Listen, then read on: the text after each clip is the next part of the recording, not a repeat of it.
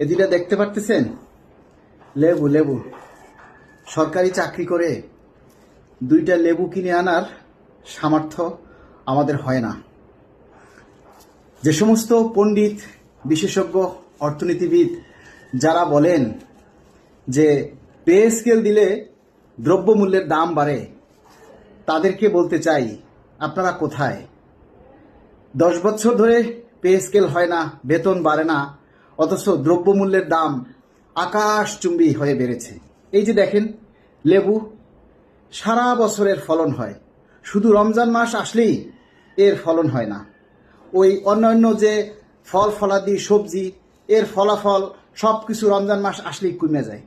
অন্য সারা বছর এগুলির ফলন থাকে, শুধু রমজান মাস আসলেই ব্যবসায়ীরা এই কথাটাই বলে, উৎপাদন নাই, ফসল হয় না, বাজারে পাওয়া যায় না।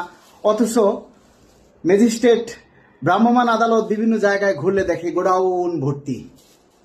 সেদিন দেখলাম ম্যাজিস্ট্রেট জব্বার স্যাররে এক ব্যবসায়ী কিভাবে হুমকি দিচ্ছে।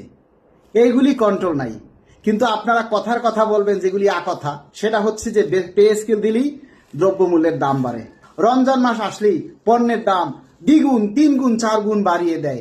সারা মাস, সারা বছর যেন তারা অপেক্ষায় থাকে কবে রমজান আসবে আর কবে আমরা সিন্ডিকেট করে আমরা টাকা কামাবো। আহারে টাকা, কালকে মরিয়া গেলে এই টাকা কবরে যাইবে না। আমরা কারো কাছে ভিক্ষাও চাইতে পারবো না, আর কাউকে ভিক্ষা দিতেও পারবো না। এমন এক সরকারি চাকরি আমরা করি। তাই আপনি আমাদেরকে রক্ষা করুন। আমাদের এই নিম্ন বেতনভুক্ত কর্মচারীদের দুঃখ দুর্দশা দূরকরণের জন্য আপনি অগ্রদূত হয়ে আমাদের সামনে হাজির হয়েছেন। আমরা আশা করি আপনি আমাদের এই প্রার্থনা মঞ্জুর করবেন। আল্লাহ আপনার উপরে রহমত বর্ষণ করুক। আমিন।